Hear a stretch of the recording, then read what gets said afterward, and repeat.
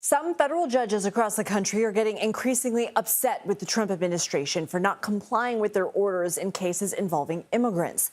The New York Times reports, quote, at least 35 times since August, federal judges have ordered the administration to explain why it should not be punished for violating their orders in immigration cases. For instance, one judge ordered an immigrant be released from custody in Minnesota, but instead the man was let go in El Paso. The Times says this has come up multiple times in California, Texas, Florida, Massachusetts, Michigan, New York, West Virginia, and Puerto Rico. First of all, thank you for inviting me to be with you. The contempt power is a very rarely exercised power. You know, the public sometimes thinks contempt is something judges do all the time, and they pound their gavel and they throw people in jail. Welcome to Dr. John Podcast. So what just happened? A federal judge has issued an actual arrest-on-site order against Trump, with marshals standing ready after the administration repeatedly violated court orders during immigration enforcement operations that included seizing cash, phones, and passports from immigrants without due process. This is the Trump administration treating court orders like suggestions and ignoring them entirely. We have breaking news from the federal judge overseeing the case involving deportation flights to El Salvador. U.S. District Judge James Boasberg says he found probable cause to hold the Trump administration in criminal contempt. The judge says it's for violating his orders to turn around those planes that were carrying migrants to El Salvador. So let's bring in CBS News Department of Justice reporter Jake Rosen for much more on this. Jake, what can you tell us? What have you learned?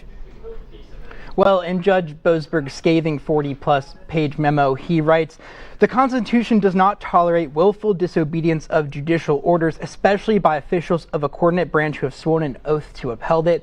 The order at the center of this came on March 15th when Judge James Boasberg, after blocking the deportation temporarily of 5 men, expanded that block of people who the Trump administration was attempting to deport under the Alien Enemies Act. And the judge is not mincing words. He is making clear that this behavior is unacceptable, and it ends now. He names names: DHS Secretary Noem, Attorney General Pam Bondi, ICE Director Lyons. These are the people responsible for the defiance. These are the people ordering ICE to violate court orders. These are the people seizing immigrant property. These are the people engaged in judicial warfare against the courts. And then the judge issues the arrest order. He says, if this happens one more time, if the Trump administration violates one more court order, if ICE conducts one more operation that defies my orders, federal marshals are going to arrest Trump immediately. Not after a trial, not after long legal proceedings, immediately. Federal marshals are going to walk up to the President of the United States and arrest him. That is what the judge said. That is on the record. That is documented in the official court transcript. This is absolutely historic. This is the first time in American history that a sitting president has been subject to an arrest-on-site order from a federal judge. The first time a judge has issued an order that essentially says, if you violate this again, you are going to be arrested immediately.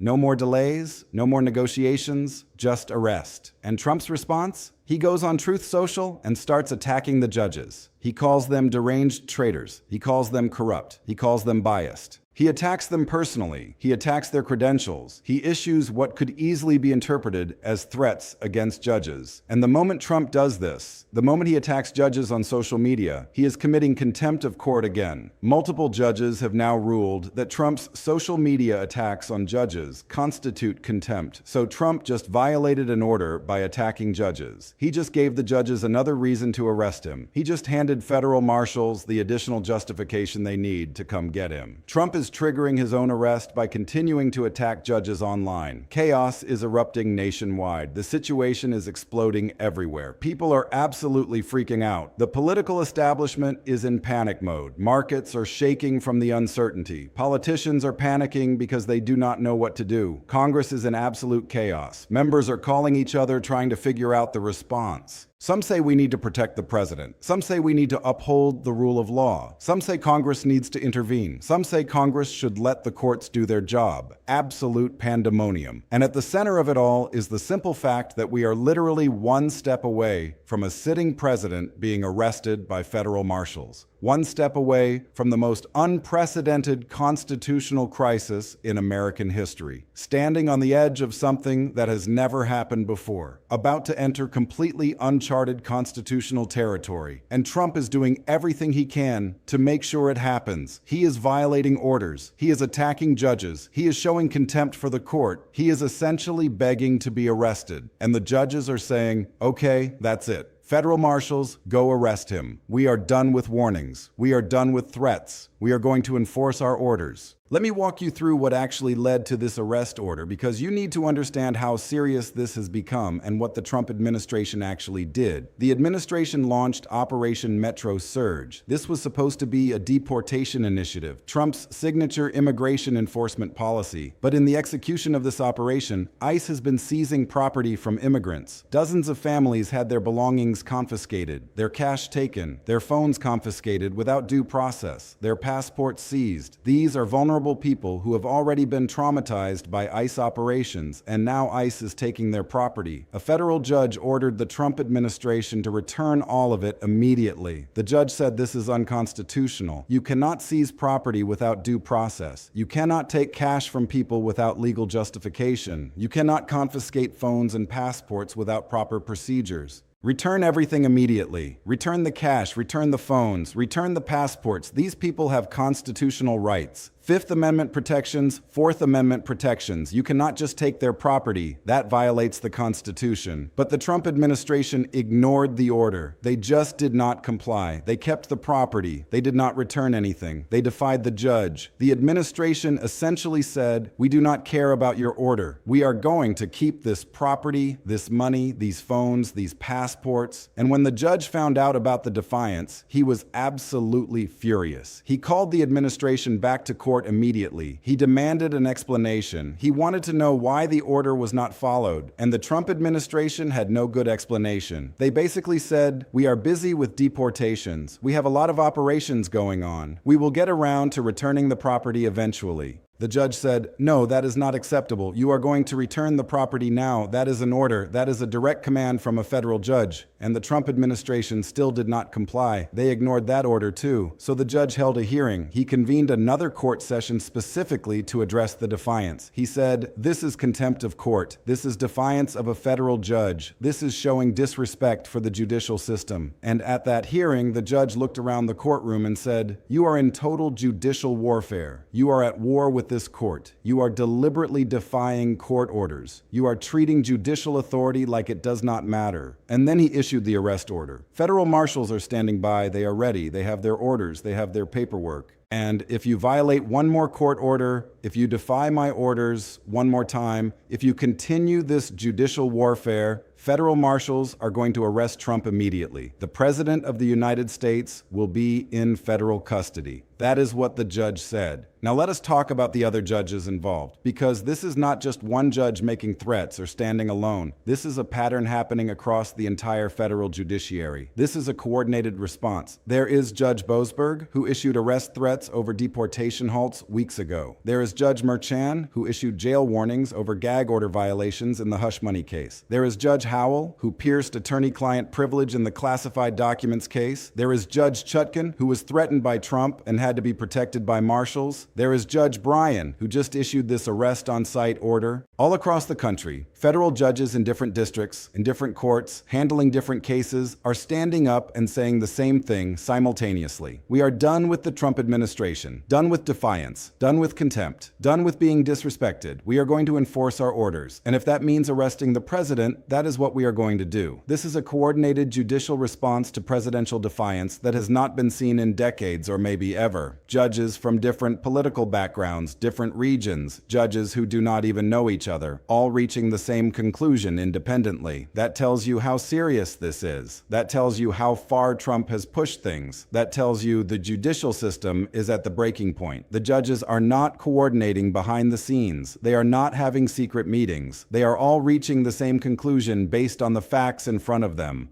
Trump has violated court orders. He has shown contempt for the judiciary. He has attacked judges. He has defied judges repeatedly. And the judges are saying this stops now. The president is not above the law. Judge Bryan specifically addressed Trump's social media attacks in the courtroom. He said Trump has been attacking judges on Truth Social, calling them deranged traitors, questioning their sanity, essentially threatening judges online. And the judge said that is contempt of court. That is a federal crime. Every time Trump does this, he is violating a court order that multiple judges have issued. Every time Trump attacks a judge on social media, he is committing contempt. So Trump is facing arrest, not just for violating the deportation order, but for attacking judges. He is giving the court multiple reasons to arrest him. He is essentially guaranteeing his own arrest by continuing to attack judges online. This is the judge making clear that the social media attacks have to stop or arrest will happen. Let me break down what this means for Trump and what happens next, because we are at the absolute breaking point. First, Trump has to decide what to do: comply with court orders or continue defying them. Based on his pattern of behavior over the past weeks and months, based on the fact that he has already defied these orders multiple times, based on the fact that he cannot help himself and continues to attack judges on social media, it seems like Trump is going to continue defying. He is going to continue attacking judges. He is going to continue violating court orders. And that means federal marshals are going to arrest him. That is where this is heading. That is the direction this is moving. So what happens when federal marshals arrest a sitting president? That is the million-dollar question. What does it actually look like when federal marshals arrest the president? They show up at the White House, they present Trump with an arrest warrant signed by a federal judge. They tell him he is under arrest for contempt of court. They read him his rights. What happens next? Does Trump get taken into federal custody? Does he get booked at a federal detention center? Does he get fingerprinted? Does he have to undergo processing? Does he face a bail hearing? Does the military intervene? Does Congress intervene? Does the Supreme Court intervene? Does the Secret Service prevent the arrest? These are all unprecedented questions. There is no precedent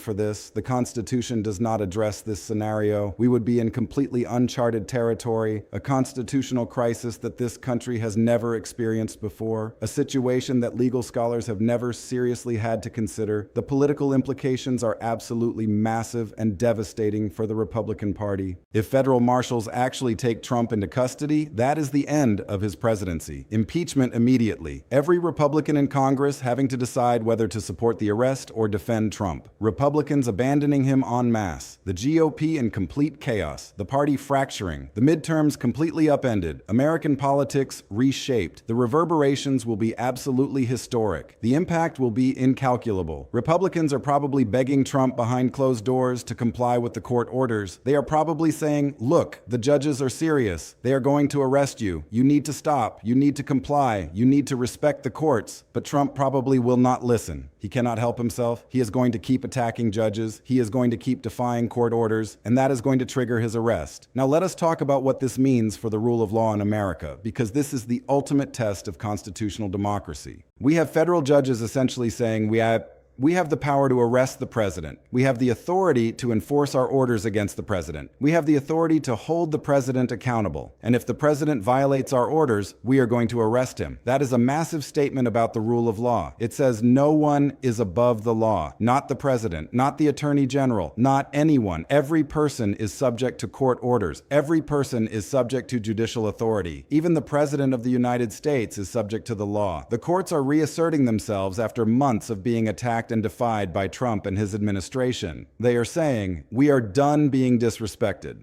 done being attacked on social media, done having our orders ignored, done being treated like we are irrelevant. We are going to enforce our authority. We are going to hold Trump accountable. We are going to demonstrate that the rule of law still matters. Court orders have meaning, and if that means arresting a sitting president, then that is what we are going to do. That is the message from Judge Bryan. That is the message from Judge Boasberg. That is the message from Judge Merchan. That is the message from judges across the country. The rule of law matters. Court orders matter. Judicial authority matters. And the courts are going to enforce it no matter what. This is also a moment where Congress has to decide what to do and take responsibility. If federal marshals arrest Trump, Congress probably has to get involved. Congress might have to decide whether to support the arrest or try to prevent it. Congress might have to vote on impeachment. Congress might have to make a statement about whether they believe in the rule of law or whether they believe Trump is above the law. Congress might have to choose between party loyalty and constitutional principle. That choice will determine the future of American democracy. Trump's approval rating is already in the basement, around 30% or lower. He is already facing contempt findings from multiple judges. He is already facing jail warnings. And now he is actually being subjected to an arrest on site order. That is absolutely devastating politically. It makes it impossible for Republicans to defend Trump. It costs Republicans the midterms. It triggers massive backlash against the GOP. The Republican Party is probably in complete panic mode right now, realizing that Trump is a liability, that he is damaging the party, that he is making it impossible for Republicans to win elections. We are at the absolute breaking point. Federal judges are saying enough is enough, and they mean it. The rule of law is being tested in the most serious way possible. We are about to find out whether the Constitution actually means anything and whether judicial authority still applies to the president.